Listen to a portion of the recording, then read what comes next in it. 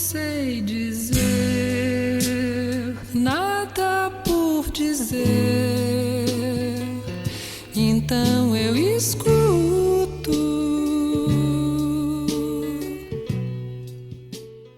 Meu nome é Gláucia, eu sou professora de arte e formada em educação especial com ênfase em surdez e também em guia intérprete com surdo-cegueira. Este ano estou atuando como guia intérprete, né, de uma aluna surdo-cega.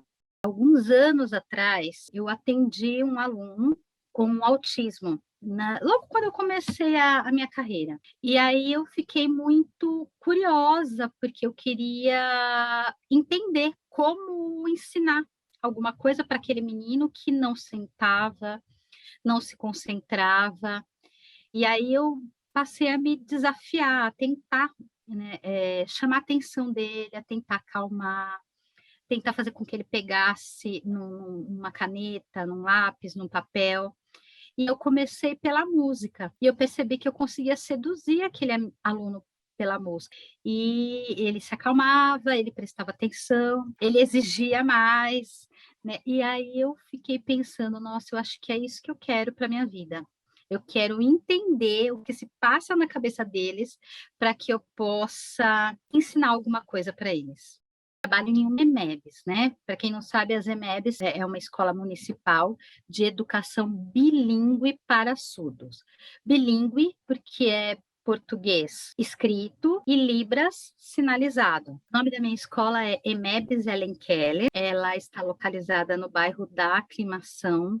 É a primeira escola pública de educação bilíngue, né, voltada para alunos com surdez. É uma escola com bastante já tradição, né, na educação de surdos. Ela passou por todo o processo de educação de surdo, né? Começou atendendo os surdos na base do oralismo, passou pela comunicação total e agora é uma escola bilíngue para surdos. O perfil da minha escola, ela atende, todos os alunos precisam ter surdez, né, comprovada por laudo, e além da surdez, muitos alunos apresentam outras deficiências associadas. Hoje eu atendo uma aluna que ela é surdo-cega e ela tem síndrome de Charge, né? Então, devido à síndrome de Charge, ela possui a surdo-cegueira, né? Então, ela tem deficiência intelectual também. O nome dela é Beatriz, ela tem 17 anos e ela está no ensino médio agora. Ela está no primeiro ano do ensino médio.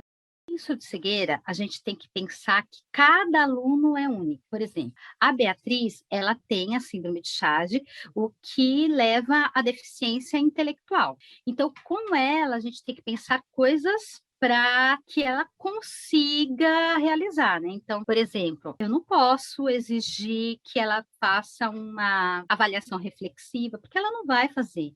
Ela responde a poucos comandos. Na verdade, ela não consegue nem responder, né? Ela ainda não tem nem, como se diz, língua, né? Então, ela está ainda nessa aquisição linguística, né? Então, o meu trabalho com a Beatriz hoje é comunicação. Então, eu estou tentando inserir sinais, tentando estabelecer comunicação com a Beatriz.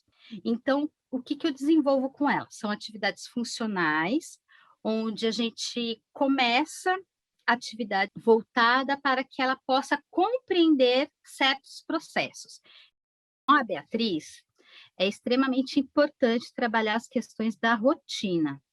Então, ela precisa ter uma sala de aula, que a gente chama de sala de acolhimento, né? Então, apesar da escola trabalhar em sistema de rodízio, né, de salas, esse aluno surdo-cego, ele tem uma sala fixa que é para o acolhimento, né? Porque ele precisa trabalhar essa questão da rotina, ele tem que saber que aquela sala é a sala que ele vai sentar, que ele vai descansar, que ele vai se organizar, né? Na sala de aula, nós temos uma rotina que a gente chama de calendário. Nesse calendário, a gente organiza os dias da semana, então, para poder trabalhar essa questão da rotina mesmo, né? Hoje é segunda, amanhã é terça, entendeu? Ontem foi domingo, então a gente precisa trabalhar toda essa questão da rotina, e ela trabalha também ali, eu tenho CADES, onde eu coloco tudo o que vai ser feito naquele dia, né? Então, conforme a gente vai realizando as atividades, a gente vai tirando o card e colocando em um outro local, porque ela já encerrou a atividade. Então, ela fica já esperando por isso. Primeiro ela olha tudo que ela vai fazer no dia e depois ela vai tirando para ela saber qual é a próxima atividade. No caso da Bia, eu uso diversos tipos de comunicação. Então, porque ela tem um resíduo auditivo e ela tem um resíduo visual. Então, primeiro, a comunicação principal é a Libras tátil, né? Eu pego na mãozinha dela e faço sinais na mãozinha. Mas para ver um estímulo auditivo, eu também falo bastante com ela, né? Então, eu uso a Libras tátil, e só, é Libras tátil e fala ampliada, que a gente chama, né? Quando a gente fala bem próximo da pessoa com surdo-cegueira, se chama fala ampliada. É importante que a gente observe, que a gente conheça qual é a deficiência de cada um deles, né? Qual é a outra deficiência associada, para que a gente possa focar numa atividade apropriada para cada estudante. A Beatriz, eu atendia ela nas minhas aulas de arte. Então, eu já conhecia a Beatriz, eu já sabia o jeito, eu já sabia quais eram as preferências, eu já sabia quais eram as estratégias, porque eu também observava muito a outra intérprete que trabalhava com ela, né? Então, a gente, pelo menos comigo, funcionou muito essa coisa de observar, de tentar, porque muitas vezes eu tentava ficar com ela, né? E a Beatriz, ela dá muitas pistas do que ela quer fazer, né? Então, quando ela quer levantar para cantar, você vai ter que levantar para cantar, porque ela meio que exige aquilo, entendeu? E eu não sei explicar, gente, eu não sei explicar como que é, mas é uma coisa assim que eu consigo compreender, eu sinto, eu acho que vai além de tudo aquilo que eu estudei. Eu trabalho com eixos temáticos, tá? Eu costumo dizer que eu não consigo trabalhar sozinha. Então, o que acontece? A escola sempre estabelece um tema para o ano. E dentro daquele tema, eu vou preparando ali as atividades, vão surgindo as ideias. Então, no caso da Beatriz, o foco é comunicação. Então, eu vou fazendo tudo, né? Eu vou preparando as aulas para que eu possa estar inserindo sinais, né? Então, agora no caso da Linda da Mandioca. Então, ela aprendeu o sinal de mandioca, o sinal de costurar, que mais? O sinal de indígena, né? Que na verdade não é esse, mas para ela fica muito difícil fazer, né? O arco flecha, então eu simplifico dessa forma. Então, eu vou colocando os sinais para que eu possa estar desenvolvendo essa comunicação. Toda vez, também, toda aula, além da aula planejada, a gente tem um momento da fofoca, que a gente conversa. Tudo isso faz parte da aula, por quê? Porque é um desenvolvimento linguístico, né? A gente vai conversando, vai repetindo, e ela presta atenção, né? Na verdade, é o melhor momento do dia, porque é o que ela mais gosta, é isso. Ela fica prestando atenção, porque ela presta atenção em sinal. Ela se interessa por conversar, por tentar compreender. Ela só não dá muita resposta, mas ela se interessa. Todo o material é produzido pelos professores, né, junto com os alunos, porque não faz sentido a gente levar um material pronto, né? Então, a gente determina que todo o material tem que ser feito com o aluno, para que ele se aproprie daquele material, né? Então, os cards da rotina eu fiz junto com ela.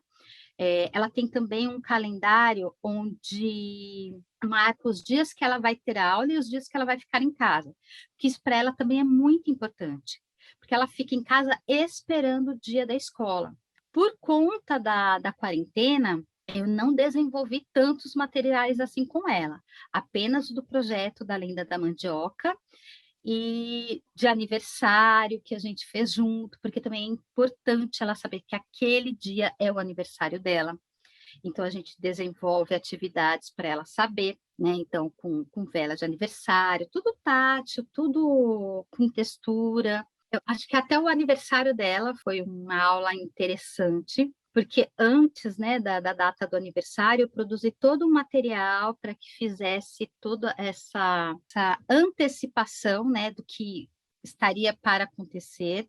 Aí ela trabalhou o material com a mãe, né? No caso, à distância, eu enviei velinha, bolo, tudo tátil, né? E aí, no dia do aniversário, eu preparei uma festa mesmo, eu em casa, né, com balão, com bolo, eu fiz um bolo para ela, a gente cantou parabéns, e ela entendia, e ela ficou muito feliz, porque foi a primeira vez que eu atendi ela online, e ela compreendeu, ela sabia que era eu, né, Gláucia, que ia estar conversando com ela, e ela estava muito feliz, ela estava compreendendo tudo aquilo, que era a festinha dela. Agora, no retorno, foi bastante complicado. Ela voltou sem a rotina, sem o costume de escola. Então, foi muito complicado conseguir. Até agora, eu ainda estou tentando trabalhar essa rotina dela, porque ela precisa voltar a se acostumar com o ritmo da escola. Então, a gente vai tentando impor a rotina, mas sem muita rigidez, né? Então, aos poucos a gente vai trabalhando. Então, assim, uma atividade mesmo eu demoro 10 minutos para realizar com ela e é o tempo assim mais que suficiente, é o tempo limite que ela aguenta. Uns 10 minutinhos fazendo a atividade. É devagar, é muito devagar. Você tem que ter bastante paciência, não dá para ter muitas expectativas. E assim, a gente tem objetivos com o aluno? Sim, mas nem sempre os objetivos vão ser alcançados no mesmo dia ou no mesmo ano. Talvez a gente perceba o resultado daqui uns 2, 3 anos de tudo que a gente trabalhou, né, no dia de hoje. É um processo bem lento, bem demorado. Eu atribuí as aulas da Bia, né, como guia intérprete esse ano. E aí, assim, os trabalhos dela são feitos agora por uma professora formada em arte, né? É visível a diferença nas atividades, na produção do material, né? Então, eu tento colocar elementos como a própria costura, eu levo a minha máquina de costura, coloco lá à disposição dela, eu procuro fazer atividades que tenha essa coisa artística, né? Eu sempre tenho, não tem como você tirar o professor de arte de dentro de você. Então, eu penso, olha, são histórias, é cultura, não tem como tirar. Então, por exemplo, atividade de matemática, eu até fiz, eu pedi para uma amiga, você me ajuda com atividade de matemática, mas não faz parte de mim aquilo, entendeu? Mas fiz atividade de matemática, fiz atividade de português, mas o que eu mais trabalhei com a Bia foi atividades de arte. Não sou eu que tenho que ensinar para a Bia. Na verdade, o que eu tenho que fazer é acompanhar nas aulas. Então, eu sou os olhos e os ouvidos dela. Eu só preciso passar para ela as informações que o professor passou. Mas o que acontece? Em tempos de pandemia, a Bia não fica com a máscara no rosto, então eu fico isolada com ela e eu vou criando as atividades com ela. E eu peço ajuda dos professores dela. Olha, então, atividade de matemática. O que você sugere para mim para que eu possa trabalhar com a Bia em relação à matemática? Então, o que a gente começou a trabalhar em matemática foi quantidade. Então, a gente tem umas pastas, né, onde a gente cola com velcro, né? Então, de um lado tem a quantidade em termos de moedinhas, e aqui tem um numeral. Então, ela tira com velcro e vai procurar o número de acordo com a quantidade. Ela sabe fazer essa relação? Não. Então, por exemplo, aí ela procura o número 1, só que ela ainda não compreende que esse 1 significa uma unidade. Então, são atividades que a gente vai fazendo junto, né? Então, vamos fazendo, aquilo vai repetindo, se repetindo, se repetindo, até que ela tenha consciência de que o 1 equivale a uma unidade. A gente começou a trabalhar a lenda da mandioca com a própria mandioca. Então, eu enviei uma mandioca, enviei para a casa dela, porque ela ainda estava no ensino à distância, e nesse kit foi mandioca, farinha de mandioca, farinha de tapioca granulada. Por quê? Porque eu orientei a mãe a pedir para ela tocar, ensinar o sinal de mandioca e cozinhar aquela mandioca. A mãe cozinhou a mandioca e fez um pão de mandioca com ela. E aí, então, ela teve esse momento de tocar, de conhecer o sinal, que eu orientei a mãe, né, como era o sinal, e de comer a mandioca, de sentir o sabor da mandioca, o aroma, o cheiro, para ela identificar a personagem, vai, digamos assim, na história. E aí depois a gente foi desenvolvendo o indígena. O que que é um indígena? Tem como eu explicar para ela o que é um indígena? Não tenho como explicar para ela. Olha, indígenas são os povos originários. Não tenho como explicar isso para ela. Então você tem que trabalhar como? Com as características, né? Então eu trabalhei usando as penas, né, do cocar, palhas no colar, né? Eu fiz uma foto de uma indígena, Nossa, trabalhei a bonito. foto da indígena, né? Seria aqui uma palha, o cocar, e é um fundo amarelo que faz um contraste bacana, que você tem que pensar nisso também, é uma coisa que eu não comentei com você. Você tem que pensar no contraste, no relevo. Então, aqui, ó, a figura, ela tá num relevo. Então, eu trabalhei primeiro a figura da indígena para trabalhar o sinal. Nisso, ela voltou para a escola. Ela voltou para o presencial. Eu tive a oportunidade, até que foi bom, de produzir os personagens com ela, né? Que você acompanhou ela colando ali as peninhas das indígenas ali. E aí nós desenvolvemos os personagens da história, que são esses aqui, ó. Uhum. E aqui eu tenho a mandioca, que a menininha e a Mani vira mandioca, que a gente coloca dentro para ela perceber que o personagem se transformou na mandioca. Ela costurou, ela usou a máquina de costura, ela sentiu a vibração da máquina, então ela punha a mão, ela sentia, né, a vibração, ela enchia, né, os bonequinhos, com a espuminha, tudo, e ela ajudou a confeccionar, daquele jeitinho dela, eu passava cola, cola, mas ela ajudou a confeccionar e a decorar os bonequinhos, né, da história. Então, ela participa de todo o processo para que, quando chega no produto final, ela entenda tudo o que aconteceu. Qual foi todo o processo pelo qual a atividade passou. Se eu não entender, não vou responder. Então eu escuto.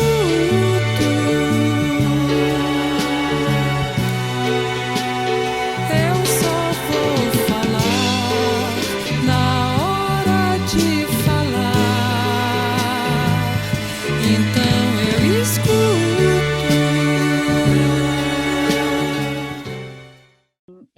Dentro dessa escola, eu tenho muitas experiências positivas ali. Então, logo quando eu entrei, quando eu comecei a trabalhar na EMEBS Ellen Keller, eu conheci um aluno surdo-cego chamado Gabriel. Hoje o Gabriel já se formou no 3º ano do ensino médio, e o Gabriel, eu acho que ele me mostrou o caminho para a surdo-cegueira.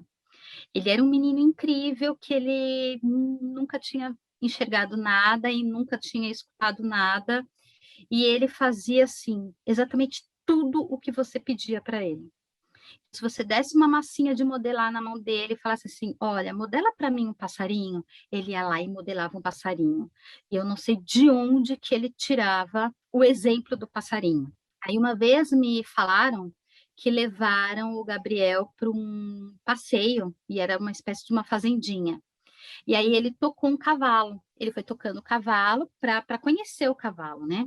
E aí, quando chegou na parte traseira do cavalo, a pessoa que cuidava, né, do cavalo falou assim, olha, é bom ele não tocar na parte traseira, que senão ele pode levar um coice. E aí pararam, né? Falaram assim, olha, agora não pode mais, que você pode se machucar. Aí, quando ele voltou para a escola, ele foi desenhar o cavalo. Ele desenhou até a metade. Então, são essas coisas, assim, que marcam bastante, né? Sempre trabalhei com projetos ali na escola, né? Então, assim, projeto de stop motion que a gente fez com as lendas, e assim, o que eu acho muito interessante desse tipo de projeto, né? Que a gente monta, assim, vídeos e contações de histórias com eles, é porque eles criam o material deles, né, na língua deles, né? Então, por exemplo, a história da Yara em stop motion foi a coisa mais fofa que eles fizeram, né? Mas a gente até apresentou em uma das bienais que teve, que tinha um espaço, né, para apresentar atividades da escola municipal e nós apresentamos essas atividades para eles. Eles gostam muito de coisas assim, de terror, tudo, e a gente, numa época de folclore, a gente fez aquela lenda urbana da loira do banheiro, mas aí eles se apropriaram da loira do banheiro e falaram: "Não, não, vai ser a surda do banheiro". Então tá bom. E aí eles criaram a história deles como se fosse uma fotonovela, assim, sabe, e é bem bacana, assim. Então, essas atividades, assim, me marcam muito, porque, assim, eles curtem fazer essas coisas. O Gabriel fez uma parte do stop motion, porque ele fez as Claro. letrinhas, a abertura do stop motion, ele fez Emebs Ellen Keller com o alfabeto manual. Então, a gente pedia, por exemplo, o H. Aí ele fazia o H, ele ficava testando na mão dele, assim, né? E ele fazia todas as letras do mesmo tamanho. Ele media a letra anterior para que ele pudesse fazer a letra do mesmo tamanho. Então, é muito interessante olhar esse vídeo. E aí, depois, na hora que a gente foi montar o stop motion, a gente foi colocando a letrinha, então foi aparecendo, né? As letrinhas que o Gabriel fez.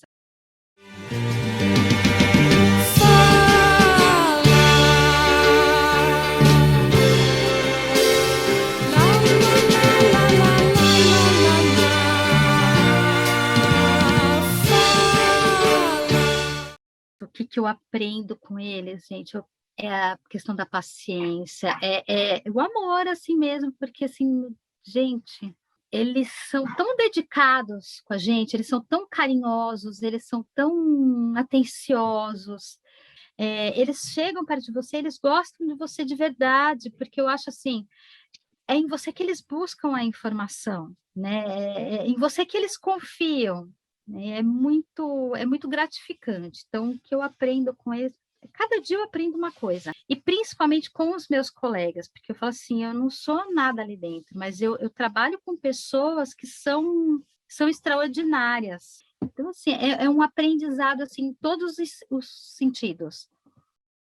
Eu acho que a educação especial tem muito ainda a avançar aqui no Brasil, porque o certo seria a inclusão social, né? Não acredito na inclusão do surdo, porque o surdo precisa do seu espaço linguístico, ele precisa desenvolver a sua cultura, ele precisa desenvolver a sua identidade. Então, o surdo precisa do seu espaço mesmo. Mas seria muito interessante ter uma escola mista, onde ouvintes e surdos estudassem juntos e os dois acessassem português e Libras. Seria muito interessante, gostaria que isso acontecesse, mas é uma utopia, né? E aqui no Brasil, a inclusão social, eu acredito que ela não funciona como ela deveria funcionar, porque alguns alunos, realmente, eles são fáceis, né, de se adaptar às turmas, de se adaptar, mas tem outros alunos que necessitam de um professor ou um auxiliar, alguém que fique realmente do lado, tipo, um para um mesmo, né?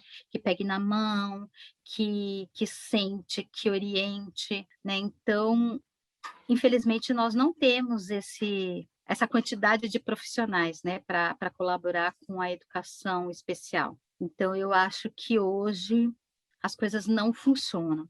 Na minha escola, a gente cria estratégias para que as coisas possam funcionar, mas ainda assim não é o adequado, porque falta profissional mesmo, falta pessoas para trabalhar com incentivo político, né, de material, de recursos, né? Então falta tudo. O surdo, ele precisa da convivência, ele precisa do uso de libras, e muitos deles não tiveram acesso à língua durante a pandemia. Por quê? Porque a maioria das famílias não sabem libras, não sabe usar a língua deles. Então, eles ficavam isolados linguisticamente, isolados de verdade, porque muitos não têm acesso a celular, não têm acesso a computador, né? Não conseguia assistir às aulas online, e aí eles ficaram bem isolados, a ponto de um aluno voltar esses dias para a escola e perguntar para mim, por que que todo mundo estava usando máscara? Por que máscara? Por que mamãe usa máscara? É porque ele passou esse ano inteirinho sem ter a informação de que estava acontecendo, estava tendo uma pandemia, que tinha uma doença. ele não teve nenhuma informação. E aí, assim, a pandemia atrapalhou muito em outro sentido. Eles retornaram, só que é impossível a gente seguir os protocolos com o aluno surdo. Não tem como não tocar, não tem como não se aproximar, né? Então, assim, seguir protocolos de distanciamento com o aluno surdo é impossível. A gente tem que chegar perto dele, sim. Nessa pandemia, eu só estou com a Bia mesmo, mas mesmo com a Bia é muito complicado. Com a Bia mais ainda, porque imagina você trabalhar com um surdo cego à distância. Então, eu preciso do apoio total da mãe, né? Eu mando as atividades, na verdade, quem faz é a mãe, quem faz o sinal com ela é a mãe. Então, assim, eu ainda tenho que agradecer pelo fato de que essa mãe é uma mãe consciente, é uma mãe que estuda Libras, é uma mãe que se dedica, porque, do contrário, eu não conseguiria fazer trabalho nenhum com a Bia. Né, porque é uma questão de vínculo também. Como você vai manter esse vínculo com um aluno surdo-cego que você não consegue tocar? Você não consegue, né, se comunicar com ele de maneira adequada, porque ela enxerga um pouquinho, mas não é o suficiente para que ela compreenda tudo o que eu estou falando. Então, é bem complicado. Agora mesmo, com a pandemia, a Bia voltou para a sala de aula e ninguém pensou num protocolo de atendimento para ela. Então, não temos um protocolo da prefeitura específico para a surdo-cegueira. Temos, sim, um protocolo dizendo que é aconselhável usar máscara e evitar tocar o rosto para atender o surdo-cego. E aí você olha a realidade e você fala, tá, como que eu vou usar luvas, né? Usar luvas e evitar tocar o rosto com uma aluna como a minha. Né? Então, falta conhecimento, inclusive, da própria rede. Não existe. A rede tem 6 escolas bilíngues e não está preparada para essas escolas que ela tem. Entendeu? Tem muitas falhas e eles não perguntam para os professores das escolas bilíngues. Eles não perguntam para os surdos. Eles determinam as coisas. Todo mundo determina o que é bom para o surdo. Ninguém pergunta para ele o que é bom. Gostaria de deixar bem claro que rotina é importante. A antecipação de tudo que o aluno vai fazer é importante. Você tem que descrever tudo o que vai acontecer no dia.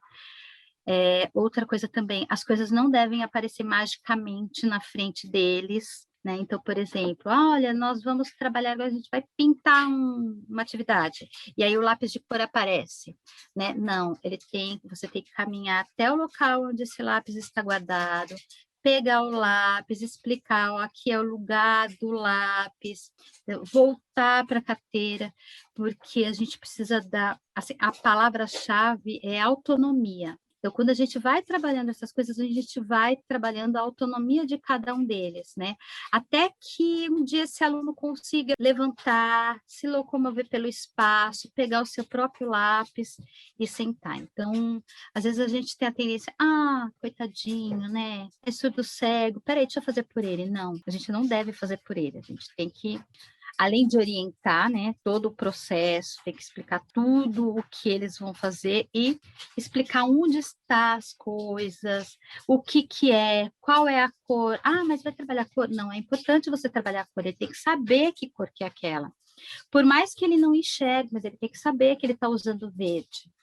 E aí você pode associar o verde com um aroma, né? Você pode colher a grama e, olha, cheira, pega, ou toca a grama, olha como fresquinho, é o verde, né? O amarelo a gente pode associar com a questão do sol, leva lá fora no sol, olha aqui, olha lá para cima, né?